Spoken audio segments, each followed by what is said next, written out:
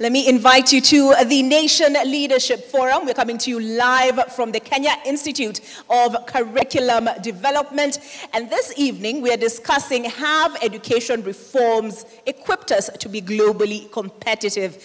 It is a work in progress, I mentioned earlier. For those who are not here, my name is Olive Burrows. I am a news anchor, Nation Media Group. I want to introduce you to my panelists, and with me this evening, I was about to say with me in studio this evening, but this qualifies as my studio this evening. We have Professor Charles Ochieng Ongondo, who is the Director, Kenya Institute of Curriculum Development. We also have Professor Henry Kiptoni Kiplagat, a Vice Chancellor, Kabarak University. We have Dr. Alice Kande, Kenya National Qualifications Authority. We also have Dr. John Mugo, Executive Director, ZZ Afrique. And we also have with us John Tuwei, Technical Director, State Department for TVET, Ministry of Education. Glad to have you all represented here. And for my audience, makofi ni kwapi? I have an amazing audience this evening. I will begin with Dr. Kande. I came today from an EACC forum. At said EACC forum, the EACC said we are at a low when it comes to fake degrees and fake papers. How can we be globally competitive with this menace? Thank you. Thank you very much, Olive, and good evening. Thank you very much. I am honored and very privileged to be here this evening and to share in this very timely conversation, and especially for that very topic you've talked about, Olive, about the issue of qualifications. Allow me, first of all, to say that I work for an agency called the Kenya National Qualifications Authority that is mandated to ensure that as a country we have globally competitive qualifications. And that is why I'm saying this is really a timely conversation for us. And the way we do it is to ensure that we coordinate and harmonize education and training in the country, ensuring that each and every institution that has a legal mandate to train, assess, and award does it in the provided, well-articulated criteria. And all the institutions must observe that. And in so doing, then, we would be confident about the kind of qualifications that we are getting. And one thing, then, that we do as a country is that we are implementing what we're calling the National Qualifications Framework. And the framework recognizes that learning happens formally, informally, and informally. That said, then we have three sub-frameworks of education. We have the formal education. We have what we very well know from basic to the highest level, that is doctorate. We have the TVET. We also have the skills pathway. And in that said, then, we're saying that if anyone then would want to pursue any of those paths, then it is clearly articulated. There's no reason then why we should be talking about fake qualifications. Because if one really wants to pursue a course, there are all those options that are provided. But then the issue of fake qualifications, we cannot run away from it because it is actually there. Fake, fraudulent qualifications. And the reason probably as to why, Oliver, we have really seen that is the prominence that has been given to papers at the expense of really the competence or the skill that one can do. Mm-hmm. And I am happy that as a country, we are now focusing on competences. We're talking about CBC, we are talking about CBET, competence education training. We are talking about demonstrable competencies that one can show so that we can actually say that confidently that certificate you have really qualifies you for what you are producing. And so we're glad that we're really having that conversation. And I am very certain that we shall be able to surmount that because measures are in place. We're currently looking at a number of them, receiving a number of requests to check authenticity. Unfortunately, for all that we get, we wouldn't miss about 5 to 10% that are not authentic. And what we do then, we are communicating with those who possess and also the employers to make sure that we also tempt this vice, because it is not right. Of course, we know that we really need to really pronounce ourselves even as a country so that our qualifications are really acceptable nationally, regionally, and globally. Pronounce ourselves as a country. Yes. Dr. Mugo, I would imagine this would have an impact on how Kenya's papers are viewed on the global stage. How would we go about restoring confidence?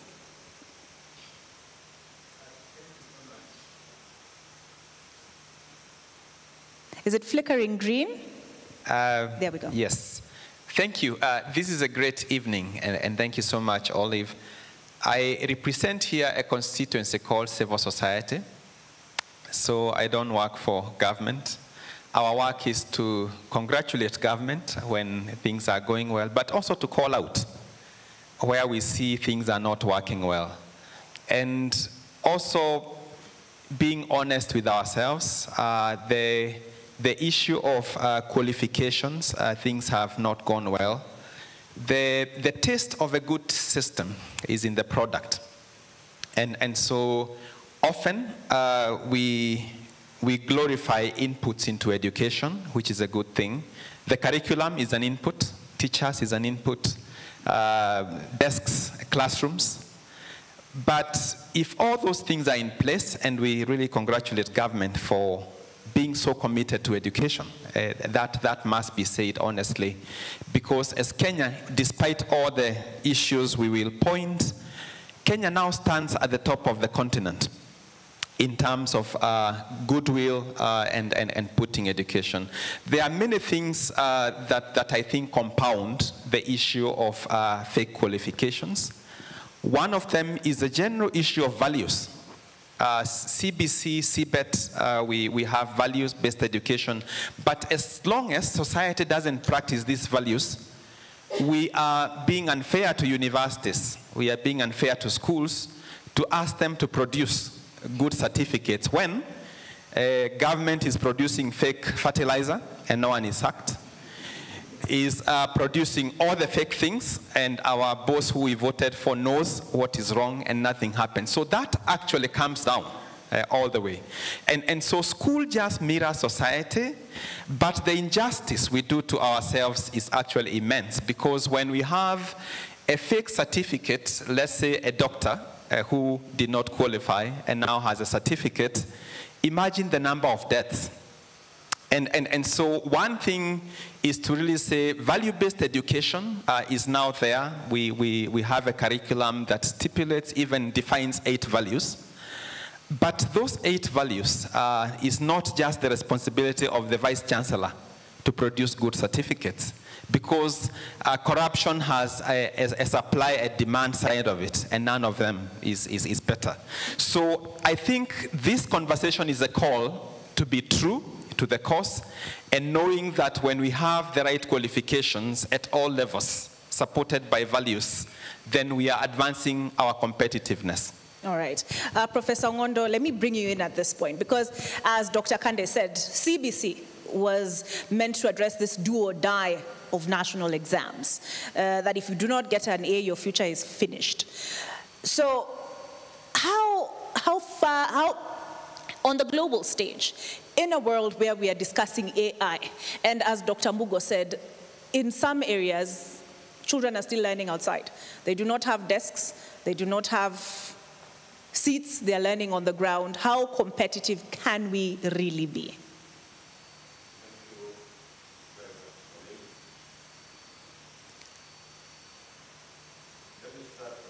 Sorry, I'm not sure your mic is on. Is it flickering green? Okay, there should be a button you can press. Try it again.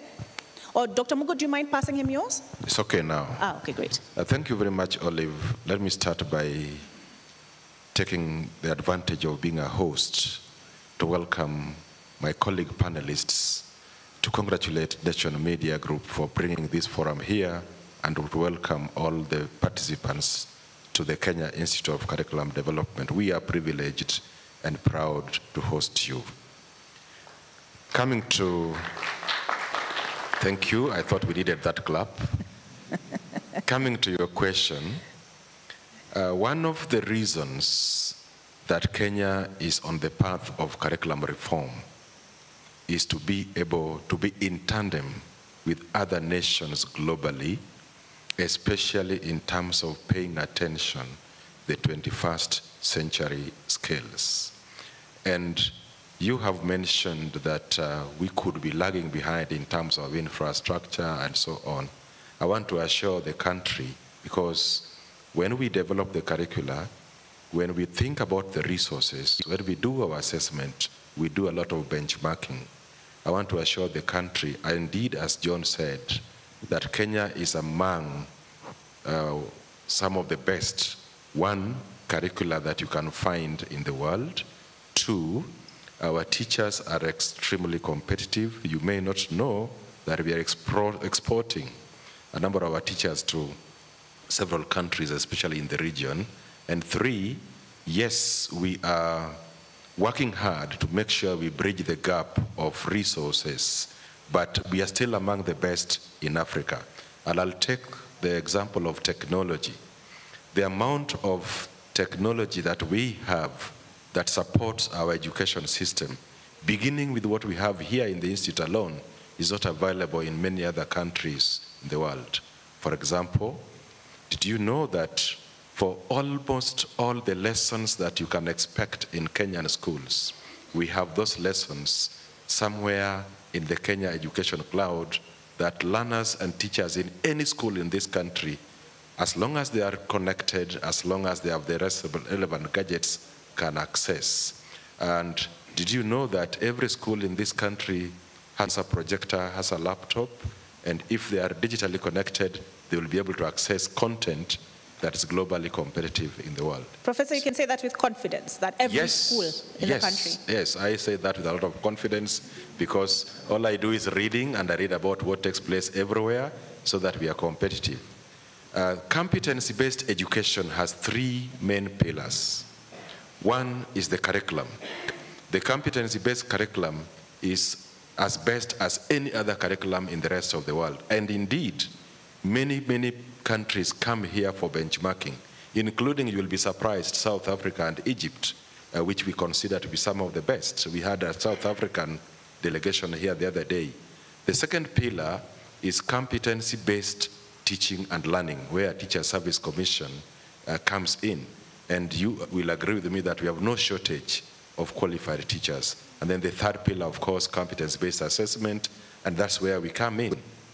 That CBC is actually the keyword to the fake certificates, because every employer going forward will be looking at what you can do.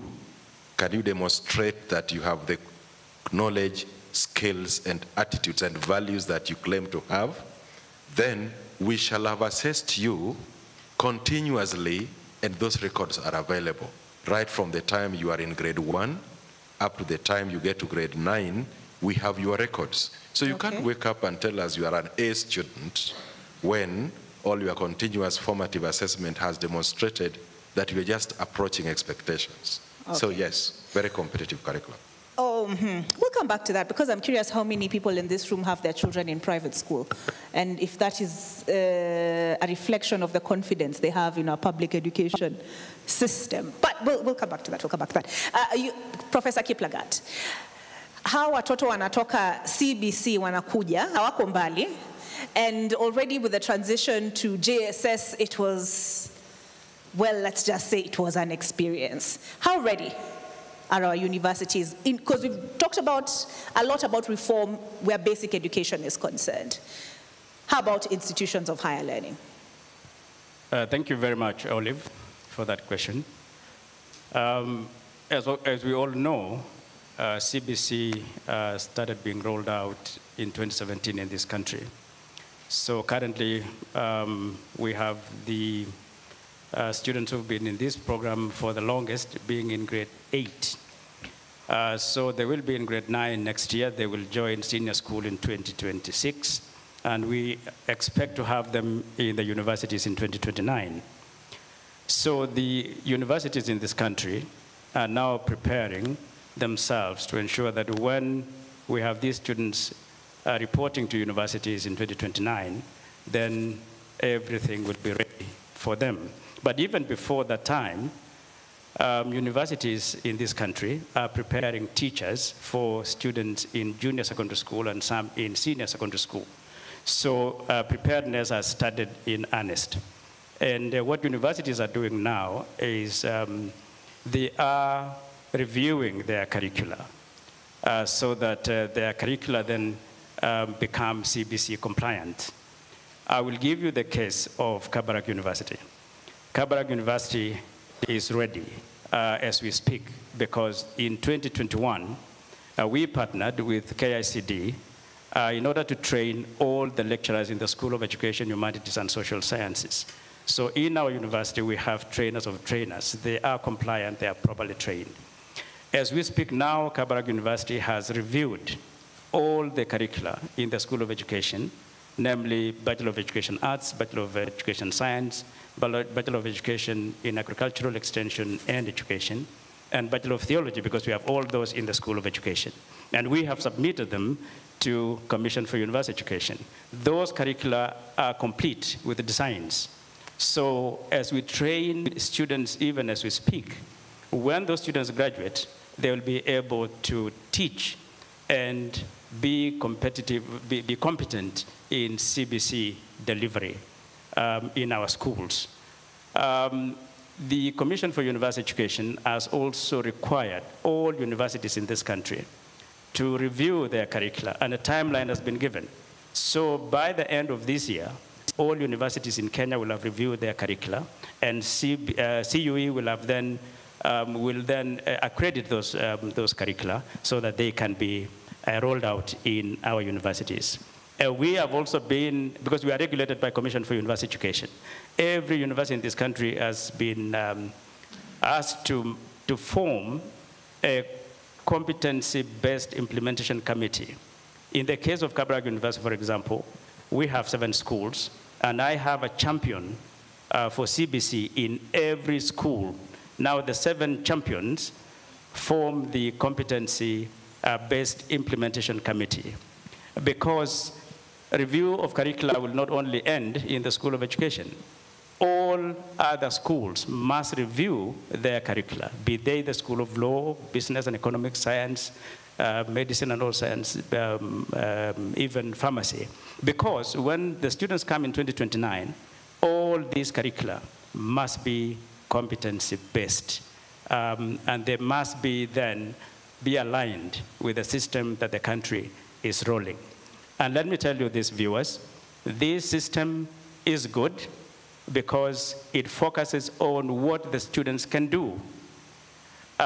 Even if you want to do something, definitely you must know. So it's not a total departure from knowledge-based education, because you must have the knowledge and then you emphasize what you can do. And that is a great thing that this country has done. All right. And so we are prepared. We are prepared. Thank you. TVET, Mr. Tuwe, tuko na madaktari wako kwa barabara. Wanatafuta mshahara, interns posting at the moment, hiyo ingine tumeambiwa wamesort. But for a lot of us growing up who were told to become a doctor, become an engineer, and then when we became doctor and engineer, we're told actually these technical skills are the ones which are required. What is the status of TVET reform? Are we equipping learners with what is actually needed? Thank you, Olive. First and foremost, I'm glad to be in the Nation Leadership Forum to articulate about TVET and the reforms that we have undertaken to build the capacity for the TVET subsector to develop skills for the key sectors of the economy. Coming back to your question, I want to say that, to begin by saying that if education is the key, TVET is the master key, and I'm quoting His Excellency the President. We are ready to implement or roll out the competency-based education and training in Kenya, because we have the political goodwill, we have that moment that we missed. And I was talking to one of your staff, and he said, this is the sector that we neglected, and that's why we are here. That's why we don't have plumbers. That's why we don't have electricians who are competent. But I want to say that the TVET subsector has grown in the last 10 years, and a lot of reforms have been put in place to ensure that we build that capacity. One of the reforms is expansion, the rapid expansion of TVET institutions across the country through the policy of one TVET institution per constituency. And that is in itself one of the communications to the country that TVET is here and skilling is with us. Now, in as far as readiness and ensuring that we have quality, we have put in place the regulatory framework in terms of building institutions like the Kenyan National Qualifications Authority is one of the regulatory authorities where my sister is heading. We have the TVET Authority, the Technical and Vocational Education and Training Authority, which ensures that our quality is top-notch. The other aspect that we have built is ensuring that we equip all the TVET centers to ensure that we are training on the cutting-edge technology. We are training the 21st century skills that are competitive globally. And we are talking about labor exports, and our president is the champion of ensuring that we have the online jobs through the digital skills training, which we are partnering with the State Department for ICT, and we are providing the digital tools to ensure that digital skills are transferred from across the board. The other aspect that we have reformed is on the trainer, ensuring that the trainer is retooled on the delivery on competency-based education and training. And competency-based education and training has three aspects. We transfer knowledge as one of the aspects. We transfer the skills and attitudes of that trainer or trainee to ensure that they have the right employable skills, like ICT skills, like working in teams, like ensuring that they are able to negotiate and be able to get credit to start their own businesses. All right. Dr. Kande, this, for those who have children, they will know, they probably know how to operate your phone better than you know. And I think I'll come back to that with Prof, the teachers and the trainers and them being equipped to prepare the learners for this day and age. But first, I learned how to do my makeup on YouTube. I did not need to go to any class. Nobody needed to teach me. People are learning a lot by themselves with access to the internet. There is also peer-to-peer learning. So I know you have this recognition of prior learning program. How far have you gone with that? What is the status? Thank you. Thank you so much, Olive, for that. And bringing up that topic of recognition of learning, which we are still celebrating in the country, we saw it important really to have that policy in place. I don't think your mic is on.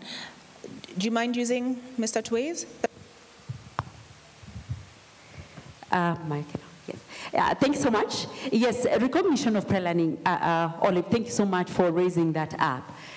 Because it is one of the areas of reform and a policy that promotes inclusivity in terms of appreciating the skills and the competencies that ourselves and our people have. we appreciate ourselves, especially looking at ourselves as a country. The fabric that makes ourselves, you know, we like doing things. And like you rightly said, you can just get to YouTube and you will be able to learn things, and you will try to see how best you can use that skill. Probably it will even help you to generate money. And actually we're seeing so much of that. And not just learning from YouTube. We have people in the industry. We have people in the labor market. We have people in the informal sector who probably did not manage to go through the formal education and training for one reason or another. Maybe one missed out to complete their class 8 or their form 4 because of fees or because of other reasons, but they found themselves working. And over time, they've refined and you know, their competence, and they're able to really make use of that skill and the competence that they have. And so recognition of prior learning, I think, is a newest policy that we have within the education and training sector, and it is recognizing that we can actually identify where those skills are. Those individuals who possess those skills, we bring them up and we assess that skill that they have. I want to say that it is not a cheap process.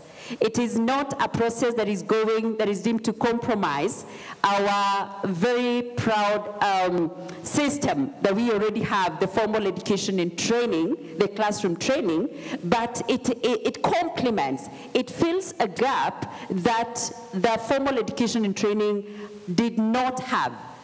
Because we're saying that you do not necessarily have to duplicate learning that you already have. You already have the knowledge. Why can't you just be assessed for that knowledge? And so we're glad that as a country that has been approved. And right now where we are, it's at the rolling out stage. As my colleague from the State Department for TVET has rightly said, we are very keen when it comes to quality assurance and all that is required to ensure that such kind of a policy is implemented correctly. And so where we are right now is to make sure that our institutions are prepared and ready to roll that out, and so that any institution that has that legal mandate to assess and award a certificate, they are also ready to embrace that component as well, because it is really something that we cannot ignore. We are happy that there's so many people actually who have already bought into that, and we believe that this is going to really transform many lives. And we're really looking up to a successful rollout of that policy. All right, so we'll take a break at this point, but when we come back, Dr. Mugo, the role of the parent, because CBC has put the parent is doing homework with the child, wanafanya homework pamoja. So what is the role of the parent in making our learners more globally competitive? And knowledge transfer, Mr. Tuwe, how are we facilitating that at our TVETs? See you on the other side of this break.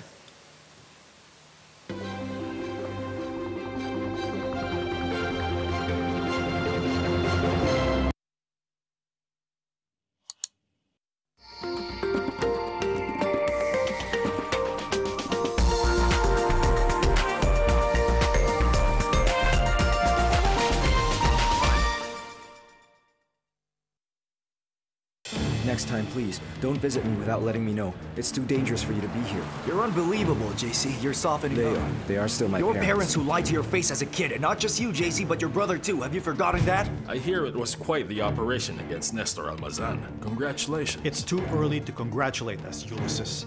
We still haven't caught the head of the syndicate, the real leader of them all, because it wasn't Nestor. So where will you go after this? I'm just about to text my friend. Where will you go? I'm just going to wait for my husband right here. He's going to pick me up. My husband's arrived.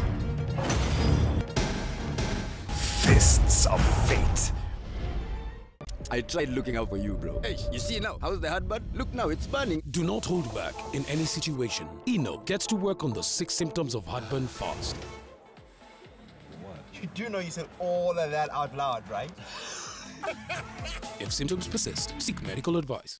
To protect our family from germs that cause illness when it's cold, we use Dettol soap. Dettol soap with germ defense gives you protection. When it's cold, germs are transferred in different ways, and Dettol soap's germ defense protects you from up to 100 illness-causing germs. Be Dettol sure. To go super on a hand, that's the stance.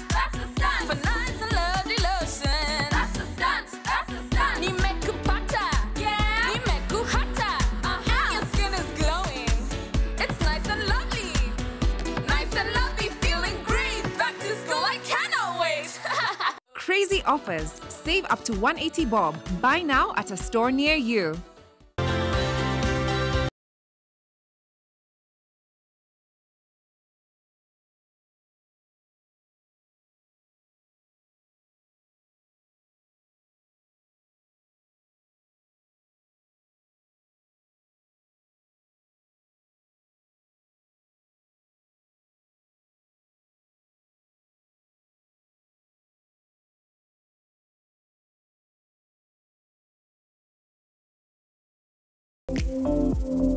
Tired of popping pills and carrying hot water bottles each time you have menstrual cramps?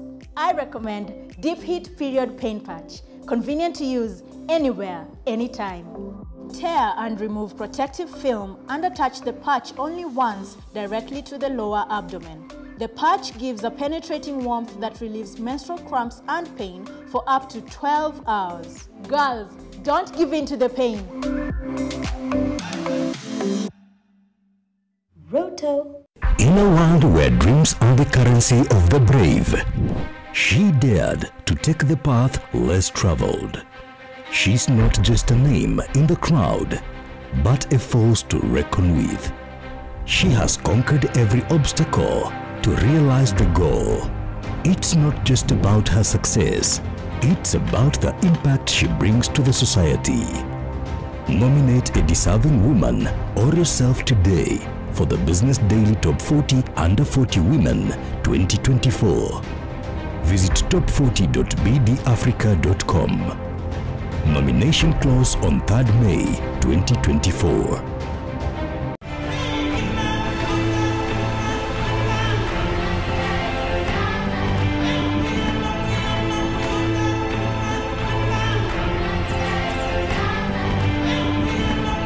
An all-new season of NTV Wild Talk with Smriti Vidyarthi, starting this May. I'm sure you're wondering why USIU. The reason why you're coming here is not because you're just getting a degree. You're getting to experience USIU.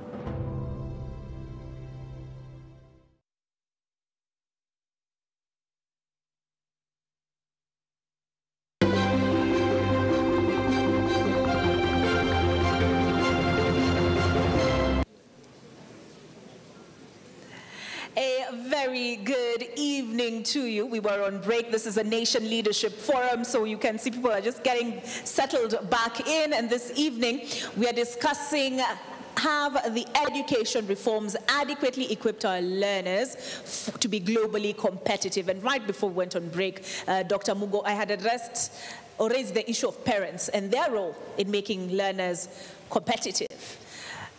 Your response to that?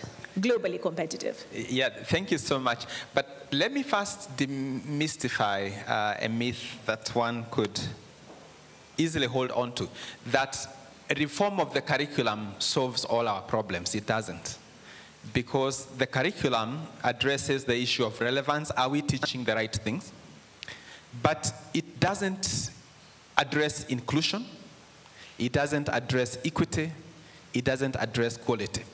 So if your body is dirty and you change clothes, that doesn't make your body clean. So the issue of a clean body has to be addressed, and that's the issue of quality. So I think curriculum implementation is as important as the curriculum itself. So we have to pay attention to the outcomes. And what we know is that even though we have made progress, the progress is not fast enough. Only 40% of those in grade 4 can read at grade 3 level. We have 46,000 E's, even though the older curriculum is still our children to deal with.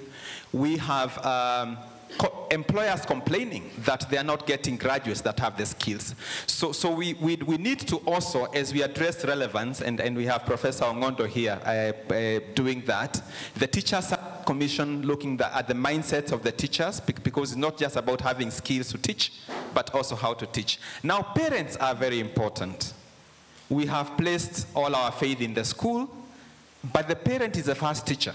Do you mind, Dr. Mugo, before we get to the parents, if we can have the professor sitting next to you respond to the issues you've raised? That and I will come back to you immediately on the question of parents. But just because we have changed clothes, Dr. Mugo says, don't mean that we are clean. Thank you very much, Olive. At the center of what Dr. Mugo is saying is a matter of quality. And you could also add in equity and access. And I want to indicate that the challenges of quality, equity, and access are not caused by the change in the curriculum. They are not even unique to Kenya. In almost all contexts where education is being offered, especially the developing nations, you will find that countries are catching up to ensure that there is quality, that there is access, there is retention, and there is equity. But let me also say that in terms of the competency-based curriculum, the issue of quality at the implementation level, I would say, is ingrained in the way teaching is done. Now, a teacher, any teacher education endeavor aims at equipping the teacher with 5 things. One is professionalism, and we don't have time to elaborate. 2 is content. Do they have a mastery of the content? Thirdly is pedagogy, and the key departure between the competency-based curriculum and the knowledge-based curriculum that we are facing out is that CBC emphasizes learner-centered pedagogy. The third matter is assessment. And of course, in CBC, we are emphasizing formative assessment. And the last one is ability to develop and utilize resources effectively. Those are the hallmarks of quality. And I will, if you allow, invite Dr. Namburi here, who is the Director of Teacher Professional Development at ESC, to confirm to you that through a multi-agency approach, the Ministry of Education is more than ever before putting a lot of efforts in quality. Dr. Mugo is putting it at 40% generally. In CBC, we don't use quantification. We talk about exceeding, approaching, or meeting expectations. I would say the most important thing now, and I say that with all the confidence, is that we are meeting qualifications. In the Ministry of Education, and particularly here at KSCD, we do every year monitoring and evaluation of the curriculum. Very, very professionally done. And the products are complete with ISBN, peer-reviewed, going through channels. And I welcome all of us to look at our research. And again, I want to thank Zizi Africa and others for the research that they produce. You will realize that we don't mince our words. Where we think that the monitoring has revealed aspects of low quality that need to be upgraded, we do that.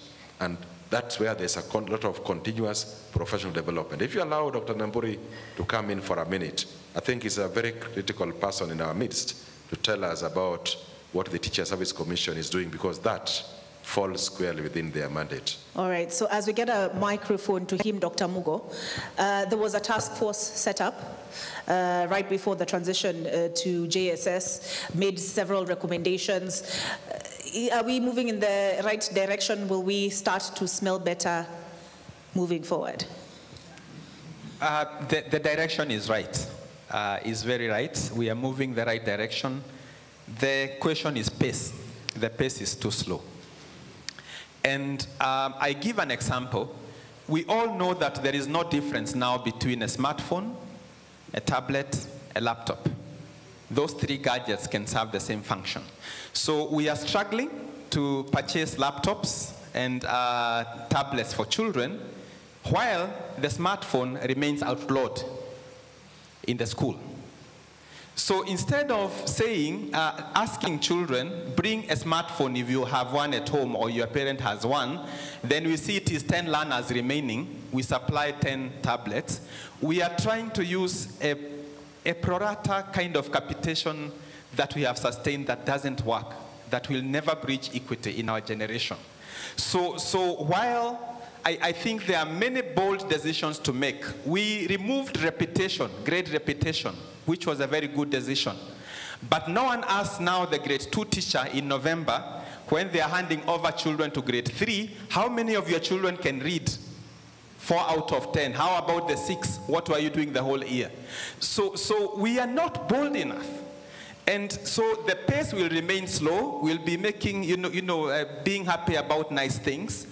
But these policies, without accountability, honestly, we will not be able to move fast enough.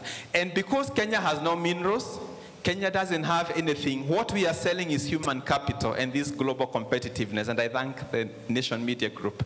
Then we have to be honest about ourselves, because we are gazing at an opportunity of leading Africa and not comparing ourselves with the ones, South Sudan and the others, but saying that Kenya's graduates now, and a majority of them, not a minority of them, are going to be as good as those graduating from South Korea or Finland.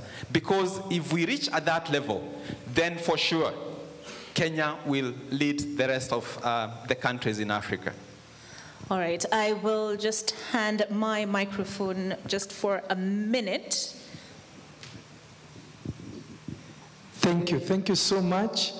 I want to say that Teachers Service Commission has been preparing and retooling the teachers using what we call a multi-stakeholder engagement.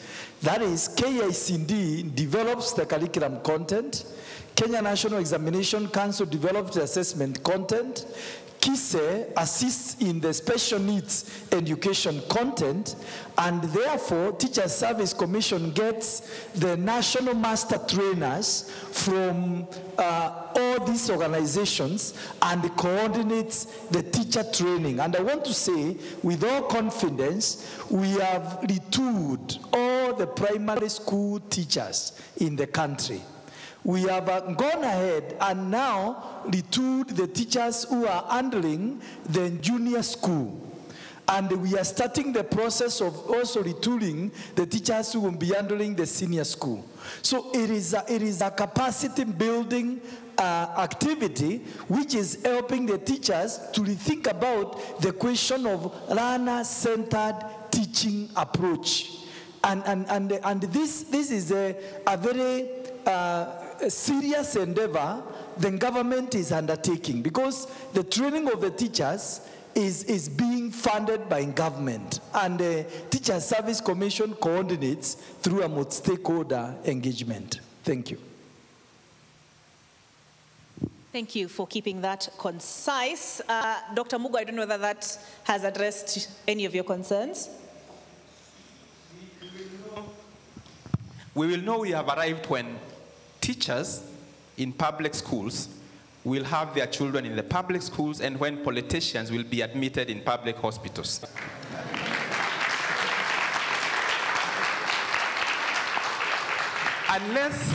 Until that happens, we will know that there is a gap and there is work to work on.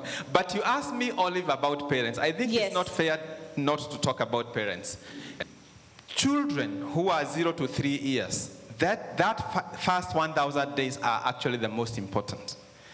And parents need to know that if your babies can do 3 things. 1, they laugh more than they cry. 2nd, they play most of the times. And 3rd, they ask all the questions they have without annoying the parents. Then we are creating a very strong foundation. We have a silo effect between county governments and national governments, but that shouldn't worry us. One of the things is language. Another policy we keep shying off from. We know that we learn best to read when you read in a language that you already speak. When a child shows up in PP1, they speak a language. There is no 4-year-old that doesn't speak unless if they have special needs, and we have KISE here that takes care of assessments and early identification. So why are we teaching them to read in a language they don't speak? And it is also because of parental pressure. Parents believe that the earlier you speak English, the better. We are not giving a 5-year-old a job where they'll speak English. We want them to read. So the foundation is very important, and CBC has done it. So parents, if we can embrace CBC and do the right thing, that we participate, not just by taking our children to school, but by teaching them values. We did an assessment. Those that are able to demonstrate respect are less than 12%. Meaning, when you go out here and you see how drivers are overlapping, that is respect. Queuing is a very critical component in the construction of respect as a value. So that is the work of a parent. We cannot overburden schools by asking schools to teach our children values. Then kazi yetu kama wazazi itakuwa nini? So values are taught through modeling. So parents, please, if we can all join hands to know that when you are making a mistake, you are corrupting, you are doing all that in the presence of children, then we are failing CBC. So we have to also embrace our own responsibility. Whatever you can, even if you never went to school yourself, you can tell your children stories, you can ask them to read for you even if you don't know what they are reading. You can show interest and concern, and that way, parental engagement and empowerment, which is a principle of CBC, will become alive.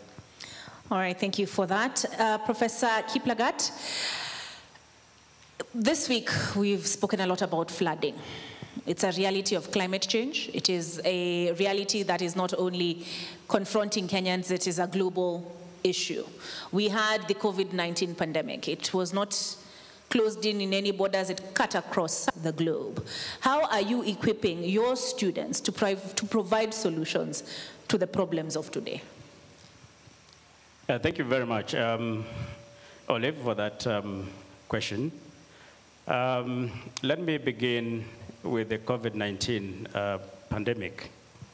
When that happened, the education system in this country and the world was thrown into disarray. And I remember the date very well, 15th of March, 2020, when the president pronounced himself and said all educational institutions in Kenya should be closed. That time, particularly private institutions were thrown into a panic mode, because once you close, it means it has a lot of implications. So I remember that time, what we did as an institution was to quickly train both the students and the staff on how to use the online mode of learning. And it took us 2 months to do that. And we discovered that some of the students were even faster, in learning than, of course, their own teachers. And some of our students gave us some solutions for teaching online. So as an institution, as universities, of course, we are supposed to be in the forefront when it comes to research and innovation. So central in any university worth its salt is innovation. So we have trained our students to be innovative in all fields. And because of that pandemic, I will give you an example for Kabarak University. Our students came up with an electronic voting system. Instead of queuing and voting and spreading COVID through handshakes and being close together when you are voting, they came up with an electronic voting system where the students now had to vote in the comfort of their rooms and elected their students. So that came up in 2021. And we've been using that system up to now. Other universities are paying Kabarak University to use that electronic voting system.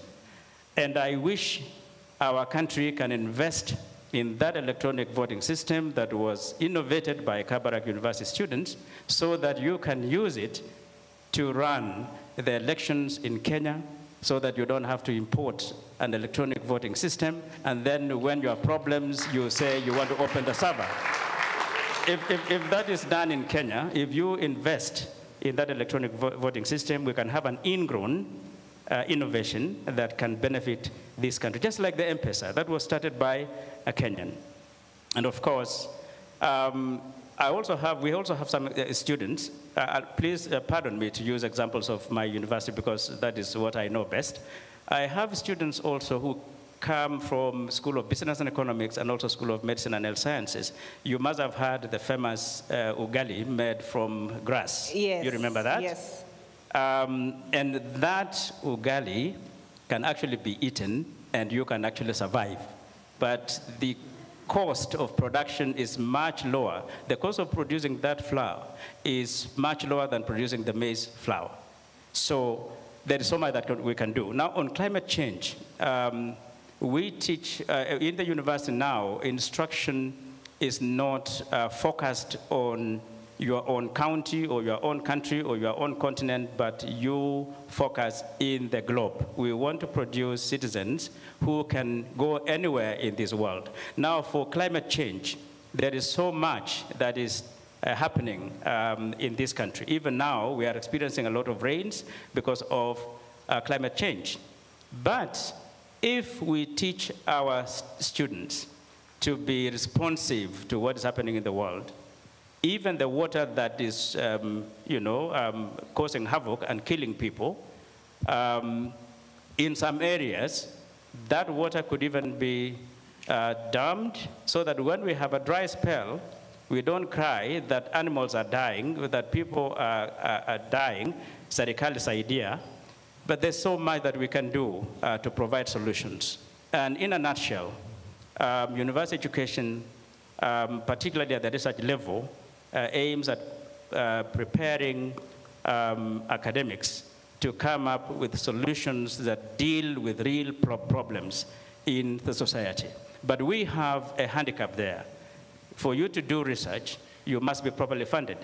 For you to respond to climate change challenges, if you have to be innovative, you must have resources.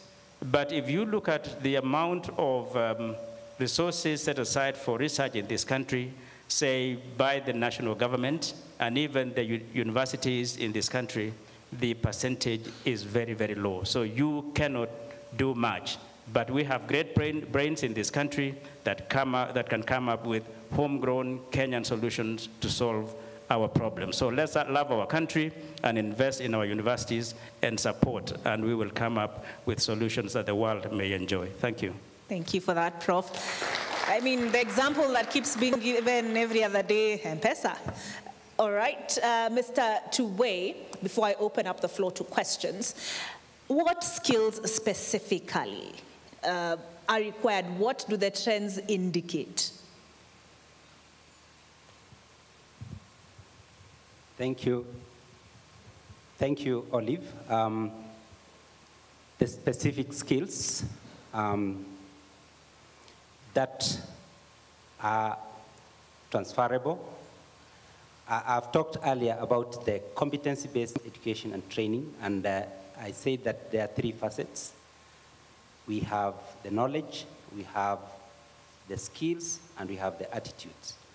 And in as far as climate change is concerned, the skills and the curriculum that we are rolling out have aspects of climate change infused in it. And our technical and vocational education and training, CDAC, currently is developing a curricula that has aspects of renewable energy sources infused in it. In terms of the skills that are required to ensure that we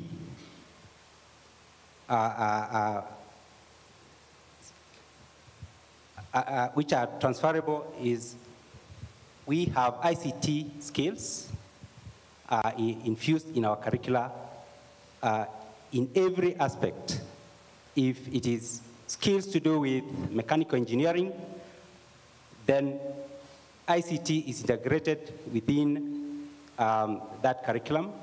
For skills in electrical and electronics, Then again, the skills are infused in ICT to ensure that they are green skills. In terms of what we are doing, each of the curricula that we are rolling out in TVET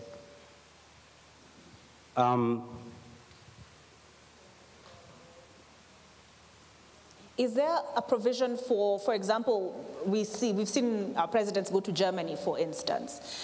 So, you know, is there a way that we're working to see that the TVETs are working together, our TVETs here, TVETs in Germany, such that there's a knowledge transfer, iron sharpens iron, such that we're exposing our students to the best there is in the world? Yes, thank you very much. In terms of collaboration with the international community, we are rolling out the dual training curriculum, which is international, and the curriculum is developed with industry. And the rollout is that you train 50% in industry and 50% at the institution to prepare the youth for work internationally. The 2,000 youth places of jobs that are promised in Germany, we are preparing the youth to ensure that first they have the skill, and secondly, they have the language to work abroad. Secondly, the attitudes and the culture is infused for the international jobs in preparation for these youth. All right, thank you for that, Mr.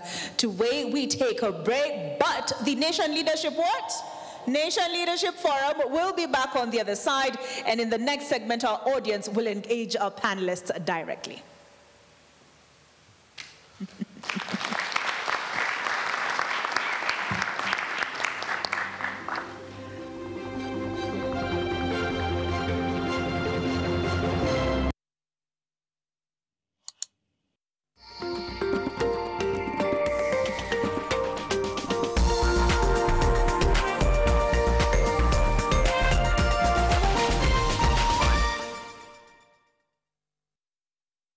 Ukilipa bill zako na M-Cop Cash reward ya 1,000 inaweza kukukodolea macho. Kuna 100 daily winners. Shinda cash na M-Cop Cash. Cooperative Bank. We are you.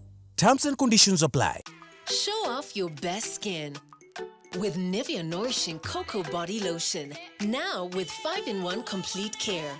The deeply nourishing formula prevents your skin from drying, with precious cocoa butter and deep moisture for smooth and healthy looking skin.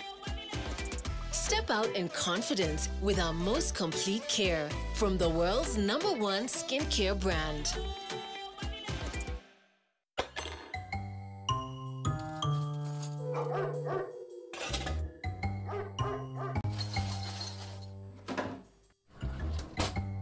Jenny! What are you up to at this time? I'm just doing this for my friends at school who do not have lunch. You should have told me. When your kids learn from you, you're giving them a great start. Prestige Margarine. It all starts with a great start. Now comes in the original and vanilla flavor. Bringing families together with love to honor cultural traditions with great taste. This Ramadan, celebrate the moments and meals that bring us together. Wishing you peace, joy and unity. Ramadan Kareem.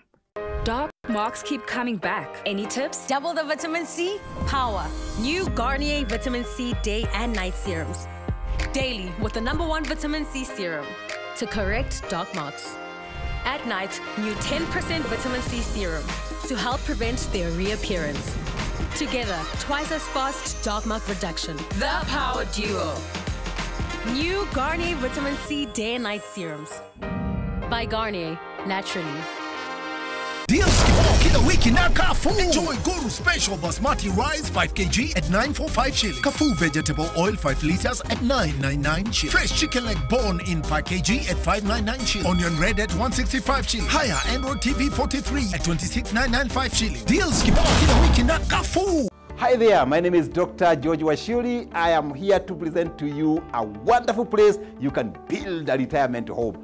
Where else other than Ocean View Ridge, Vipingo by Optiven? This property is well manicured. We have a perimeter wall. We are doing a swimming pool. We just concluded a beautiful entry gate. Only 2 miles to the ocean.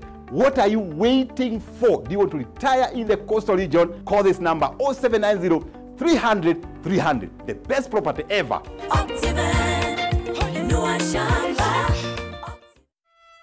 I see a great future for you. Overseas trips, business success, and irresistible to women. Wow, all that from my hand? Not this hand, love. That one. Red Bull gives you wings. Imperfections, blackheads. Try Garnier's Pure Active 3-in-1 Charcoal, powered by salicylic acid and purified charcoal to reduce pimple-causing germs by 99.5%. One product, 3 uses for a pure skin. Garnier Pure Active 3-in-1 Charcoal, #1 in South Africa, by Garnier Naturally. We can't wait to hear your story. No story is too big or too small. Build your story with an Absa One account. Earn 10% interest per annum on your savings. Download the Absa Kenya app to open an account. Your story matters. What a wonder. Something so small as a vaccine can help save millions of lives, from measles, cervical cancer to polio, cholera, and COVID-19. Vaccines have been helping protect us for over 200 years. Ever wonder how vaccines work? Vaccines act like a coach. Train and strengthen your immune system, helping to build up the strength of your immune system to help protect you from potentially dangerous diseases. Take action. Visit your nearest health facility and get the vaccines your healthcare provider recommends for you. Brought to you by the Ministry of Health in collaboration with AMREF and Pfizer. Tired of popping pills and carrying hot water bottles each time you have menstrual cramps? I recommend Deep Heat Period Pain Patch. Convenient to use anywhere, anytime.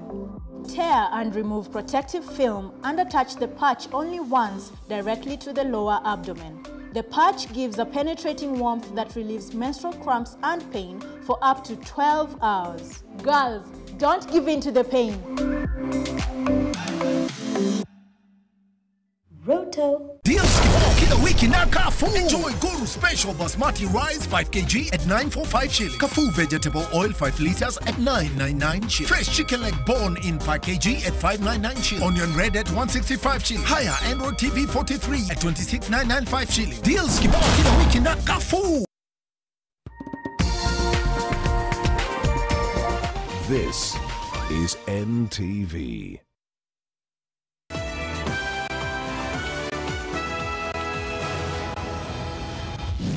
Tonight, wawili walikuwa wanafuga kule, lakini walipitia mali nini ambayo haistahili kupitia. 2 Masai Mara University students drown in swollen Enkari River in the county of Narok. As torrential rains continue to wreak havoc, floods death toll in Nairobi stands at 13. Also tonight, his dismissal has nothing to do with him being a member of the union. His dismissal is purely on the fact that he absconded duty. Who is fooling who? Embu County says KMPDU Deputy Secretary General Dennis Miskela was dismissed for absconding duty since 2022. Has the fire union leader been called out? Plus, mahindi imefanya vizuri na hii yenye tulitumia na hii gel green, hiyo ndio imefanya mbaya sana. Farmers thrust into a roller coaster of emotions. They still don't know how they will be compensated for the substandard fertilizer already affecting their crops. And this building is here. We will use it. 14 years and 9 billion shillings later, National Assembly Speaker admits Bunge Tower is yet to be completed. Politics and power tonight.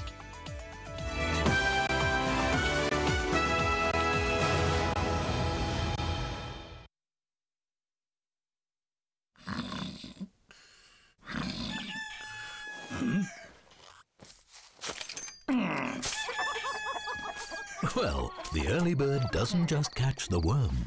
Red Bull gives you wings. I'm sure you're wondering why USIU. The reason why you're coming here is not because you're just getting a degree. You're getting to experience USIU.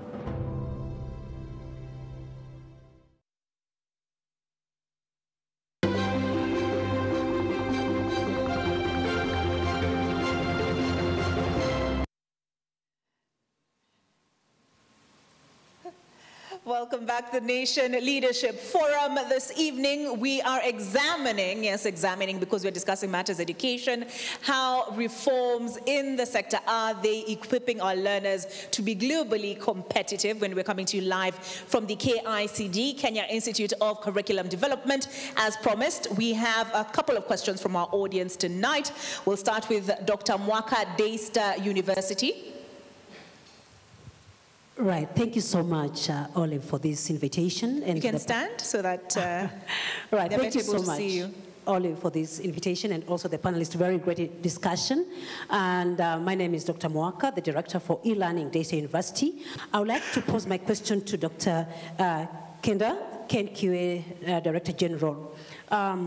There's been a lot of ambiguity around equation of degrees and matters relating standards in the universities, because both you and Commission for University Education do the same job.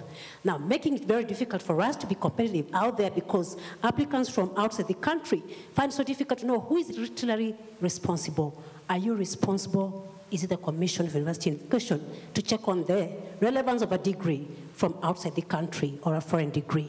And secondly, I would like to ask a question. I think that we'll leave it at one. All right, that's fine. We'll leave it to one. We also have a question here from William. William is from West Pokot. Yeah, thank you so much, Olive, and all the panelists. I think my name is William Toina, Executive Director of the African Borderlands Kenya, a community-based organization in West Pokot County. Now, my question goes to Professor Charles. You just said that many schools in Kenya are actually equipped with technology. I visited 2 days ago my former primary school that I attended in 1995, that is Kamoro Primary School in West Pokot County. It doesn't have those. So my thinking is that, please, if those things are supposed to reach that part of the country, then it should, other than us just assuming that they are, yet kwa ground, mambo ni tofauti. And then lastly, sorry, Olive, I just have to ask this question. The issue around academic qualifications.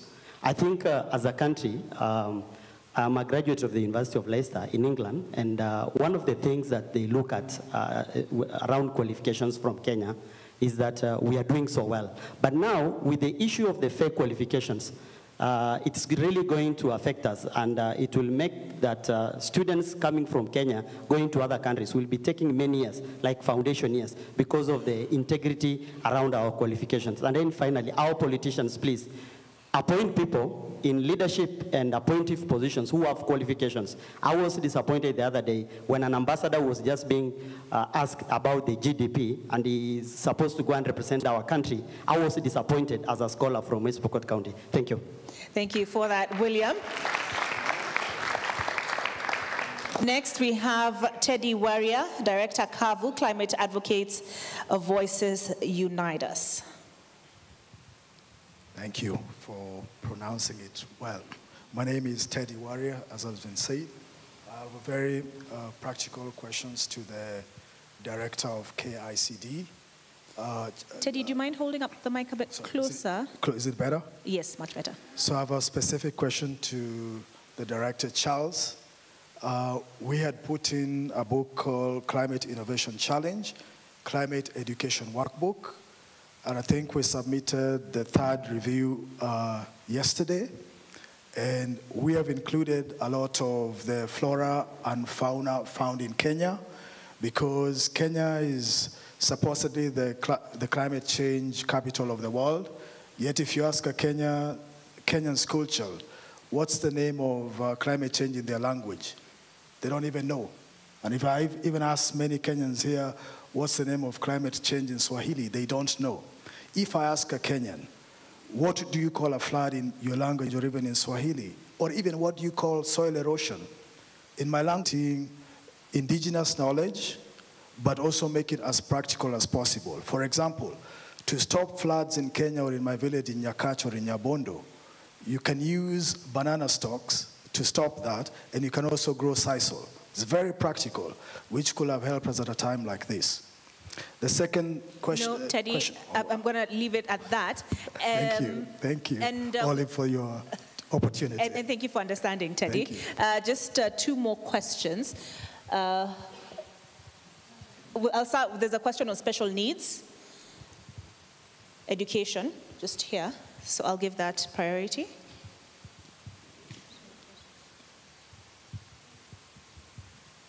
Thank you, Olive. My name is Johanna Mweu from Kenya Institute of Special Education, KISE. And my question, actually my comment, it cuts across. Because as we talk of global competitiveness, there's a prerequisite to it, accessibility. When we talk of TVET, when we talk of the universities, when we talk of the KNQA, what are we doing in terms of accessibility by learners with special needs and disabilities? And I say this because what the VC Kabarak said about COVID era, I think that was the worst time for persons, for children with disability. Because those children who undergo routine therapies, which cannot be done with, without social distance, those children retrogressed to the extent that they had to start all over again, whatever they had achieved. I think now we need to get answers on what are we doing in terms of accessibility for children with special needs. Thank you. All right, thank you for that. Can we have a student?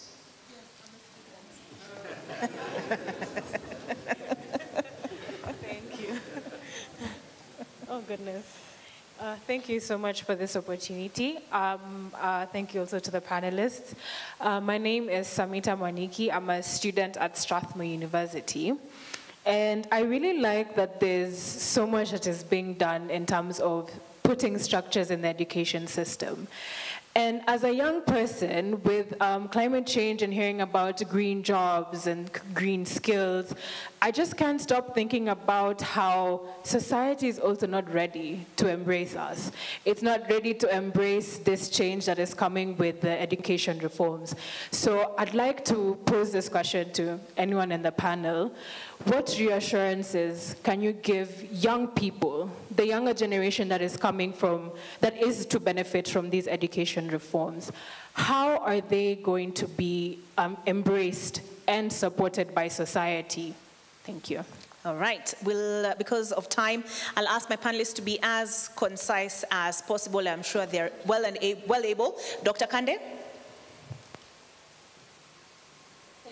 So much, Olive. Thank you, Dr. Mwaka, for that question. Seeking clarification on who does equation. Thank you.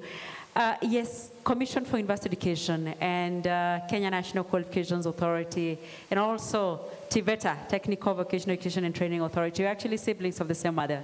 But our roles quite distinct. When it comes to qualifications, like I said previously, KNQA implements what we call the Kenya National Qualifications Framework. And so our role when it comes to talking about equating the certificates, for us, it is actually aligning and validation. Commission for University Education will equate, but the equation entails checking credibility of the institution that one pursued their course, especially if it is a foreign institution, that it is an accredited institution in that foreign country, and that the program is also accredited. And so it's a valid qualification. It's a credible qualification.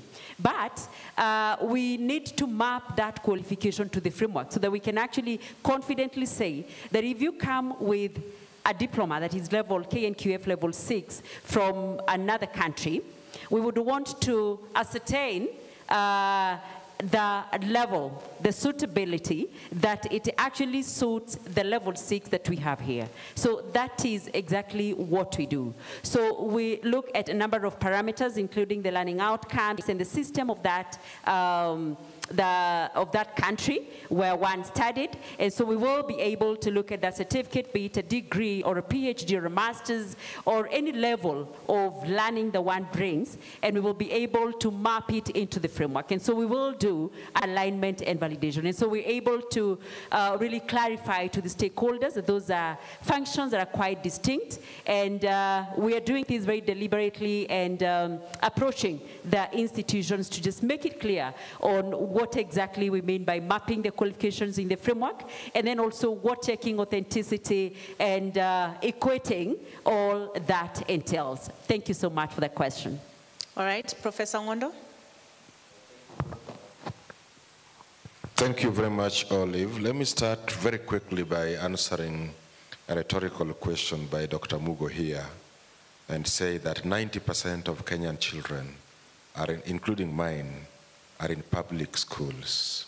In fact, in the last 2 years, we have had a serious exodus from private schools to public schools, and those children are resilient, they are competitive, and you will agree with me that at high school level, the principals there, I was talking to them this morning, find them extremely resilient. Secondly, in terms of climate change, which is an important question, in the curriculum now, we have a strand. At CBC, we talk about strands. That is, what is that which you introduce early, which graduates through to all other levels? On climate change, it could be called different things depending on the level. But I want to look at us in the eyes and dare us. Go into many of our schools now, including public schools.